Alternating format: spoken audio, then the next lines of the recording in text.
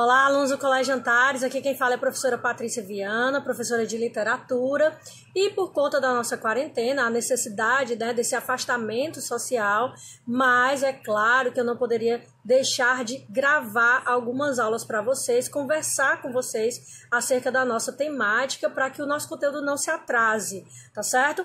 Bom, a nossa aula de hoje ela já tem um material disponível na plataforma digital da escola, tá certo? A gente já mandou esse material e eu venho conversar um pouquinho com vocês acerca desse tema, tá certo? Que tema é esse, Patrícia? É o tema referente ao módulo 4, lá na apostila 2, tá certo? Iniciando a literatura da Idade Média. Nós vimos até aqui os gêneros literários, que também já tem material na plataforma, tá certo? Digital da escola. E agora a gente vai falar um pouquinho lá na apostila 2, desse tema 2, que é o tema da literatura da Idade Média, tá certo? E aí eu vou fazer essas aulas curtinhas mesmo, porque é uma videoaula, sobre esse tema, ok? E os temas posteriores. Espero que logo, logo a gente se encontre presencialmente para poder conversar a respeito de outros temas também, tá certo? Então vamos começar falando do trovadorismo. Bom, eu falei para vocês que essa literatura é a literatura da Idade Média, né?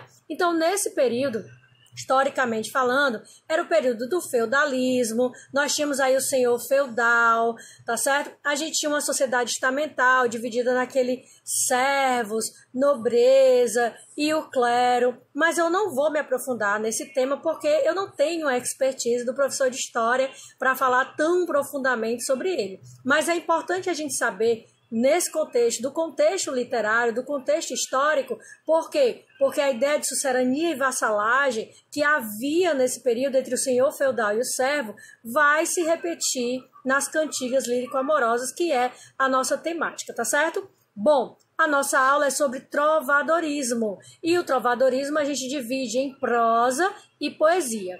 Geralmente, quando a gente fala de trovadorismo, a gente inicia com a poesia, porque para a literatura, a poesia é um gênero caro, né? É um gênero especial. Não que o outro não seja importante, é claro que não, ok? Mas, geralmente, você deve ter percebido que a gente começa falando pela poesia, depois vai a prosa e etc, ok? Começando pela poesia, a gente tem a poesia trovadoresca. E nesse contexto, a gente tem dois tipos de poesia trovadoresca. A poesia lírico-amorosa e a poesia satírica. Olha que interessante. Na lírico-amorosa, a gente estudou o gênero lírico, a gente percebeu que o eu lírico se expõe no texto, na verdade, é o que ele está sentindo. Então, partindo dessa ideia, vamos lembrar que na cantiga lírico-amorosa vai ser uma cantiga em que o eu lírico vai falar de amor, ou de um amor não correspondido por inúmeros motivos, ou de um amor sim que aconteceu, mas por fruto da guerra ou outras circunstâncias, ela tem saudade, né? E eu falo ela porque o eu lírico aí é feminino. Vamos falar da cantiga de amor, onde o eu lírico é masculino, ou seja, o homem ele expressa o seu sentimento na poesia, mas ele não pode comprometer a dama. Por quê? Lembre-se que a gente está no período da Idade Média. Era muito perigoso o homem comprometer a dama nessa época. Afinal de contas, né, a gente tem uma sociedade em que a mulher era propriedade, né? Ou seja, o casamento não era uma escolha dela, era uma escolha da família. Isso não mudou, tá certo? Então, nesse período aqui, a gente está no período da Idade Média, tá certo? Então, ela não poderia se comprometer. E na cantiga de amor, o homem ele tem o que a gente chama de amor cortês, certo? Ele contempla essa mulher, mas ele tem um cuidado muito grande para não prejudicá-la em momento algum. Ele é um cavaleiro, tá certo? E ele vai declarar o seu amor por essa mulher que é inalcançável, ou seja, de acordo com o amor cortês, né? O eu lírico confessa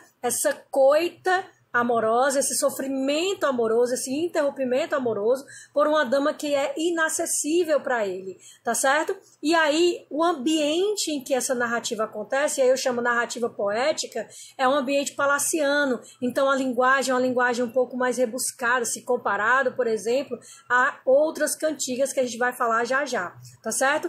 E em se tratando dessa cantiga, a gente tem aí um exemplo, né, que marca o início do trovadorismo é a cantiga, a cantiga de Ribeirinha, feita pelo Paio Soares de Taveiroz. Ela é uma cantiga de amor, porque ele canta o amor que ele tem por essa mulher, e essa mulher para ele é inacessível, tá certo? Aí você deve pensar, mas Patrícia, e aí? Se, por exemplo, nós tivemos aí um rei que é trovador e ele se apaixona por uma serva, pois é, isso não estou dizendo que não possa acontecer, é claro que pode acontecer, é claro que possivelmente pode ter acontecido. No entanto, ele pode fazer dela amante, mas esposa não. Por quê? Porque há uma regra social, tá certo? A estabelecida e a ser cumprida. Na cantiga de amigo, e se tratando da cantiga de amigo, a gente tem aí um eu lírico feminino, mas quem escreve a poesia é o trovador. A mulher não tinha acesso à educação, por conseguinte não tinha acesso à escrita, né? Então, o sentimento da mulher ali, mas a escrita é de um homem. Nesse caso, ele canta, no caso ela canta a saudade do namorado que partiu para a guerra ou a abandonou, porque a gente tem que levar em consideração isso. Geralmente os livros não falam que há esse abandono dele por uma outra mulher. Por que isso não acontece? Muito simples. Se ela disser para as pessoas que ele está com outra mulher, era muito ruim para ela, implicava para ela. Ou seja, ela poderia se comprometer. Afinal de contas, dentro desse contexto, uma mulher sozinha era uma mulher disponível. A gente está aqui no período da Idade Média, a gente não está na contemporaneidade, tá certo? Então, nesse contexto, a gente tem uma literatura em que a mulher fala e ela canta a saudade desse namorado, né, que partiu, é isso que é dito pra gente. Partiu para lutar, porque Portugal vivia ou em guerra ou por conta de expansão territorial, então ela sempre precisava de cavaleiros, tá certo? De cavaleiros na guerra, e ela ficava sozinha. E essa cantiga é uma cantiga dialogal, a mulher ela sempre está conversando com alguém, né, sobre esse namorado que partiu. E uma coisa muito importante, inclusive que já caiu em vestibular, a estrutura dessa cantiga. A gente tem uma estrutura paralelística, ou seja, os versos, eles vão de uma estrofe, eles vão ser muito semelhantes aos versos de outra estrofe. Muda pouca coisa, então a gente tem uma estrutura em paralelo. Tá certo que no material de vocês eu disponibilizei. A linguagem aqui, diferente da cantiga de amor, a linguagem vai ser mais simples, porque o ambiente é mais rural, tá certo? O ambiente não é a corte, o ambiente vai ser mais o campo, então a gente vai ter essa linguagem um pouco mais simples, tá certo? E com apelo à musicalidade, por que não dizer, a gente tem aí uma cantiga e elas eram acompanhadas pelo menestrel, pelo jogral, que aí a gente poderia ter uma jograleza, tá certo? Tudo bem? Ou seja, nesse caso, compor não, mas acompanhar sim, tudo bem. E o ambiente, lembrar que o ambiente é um ambiente mais rural, tá certo? E aí, nem se tratando de cantigas, a gente tem alguns tipos. A pastorela, que é o ambiente rural, o envolvimento da pastora com o cavaleiro, as bailias, fazem referência às danças, às modas, às romarias, que tem referência a histórias, né, religiosas, no ambiente religioso, tá certo? E as barcarolas, que aí vem, eu não sei se você lembra dessa frase, e ela ficou a ver navios, vem da barcarola, porque a mulher ia até o porto à espera do namorado, que vinha da guerra, e ele não vinha, né? Porque ou ele já estava com outra pessoa, ou, deixar bem claro isso, ele não voltou da guerra, tá certo? Nas cantigas que a gente chama satíricas, nós temos dois tipos. As cantigas de escárnio e as cantigas de maldizer. Nas cantigas de escárnio, a gente tem uma crítica, mas ela é implícita, tá certo? Ou seja, eu sei de quem tá falando, mas eu não vou dizer o nome, ou seja, pelo contexto a pessoa saberia a quem ele estava falando. Na cantiga de maldizer já é diferente. Ele vai dizer o nome, ele vai usar algumas palavras de baixo calão, mas se você me perguntar quais são as palavras, eu não vou saber dizer, porque afinal de contas a gente está aqui no período da Idade Média e não são as mesmas palavras que a gente utiliza hoje, não é verdade? Então não tem como dizer assim, qual era a palavra que ele vai dizer? Gente, não tem, tá certo? Infelizmente nós não temos essa, até poderíamos saber, porque na universidade há disponível, né, essas cantigas microfilmadas, mas lembrar que é um português muito antigo, tá certo? Contanto que quando vocês vão estudar as cantigas trovadorescas, há a tradução do português, olha que interessante. E aí você pergunta, para que eu vou estudar cantigas? Vocês lembram das nossas canções contemporâneas? As sofrências que vocês gostam de ouvir, a famosa Marília Mendonça, o Gustavo Lima e outros também? Pois é, se a gente for pegar as canções do Luan Santana, do Gustavo Lima e até algumas da Marília Mendonça, sim, a gente tem aqui umas características das cantigas lírico-amorosas e também das cantigas satíricas, em se tratando, por exemplo, dos raps, dos Racionais.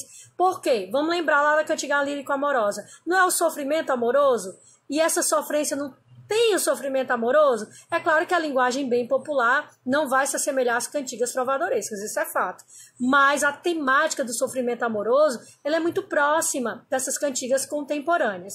E no caso dos raps, a gente tem, por exemplo, cantigas que são cantigas de protesto, que de alguma forma eles vão utilizar o meio que eles têm, que é a poesia, para criticar, tá certo? E pode ser abertamente ou não, o Gabriel Pensador que o diga, né? Então ele fala abertamente, então a gente tem uma cantiga aí de maldizer, por que não, tá certo?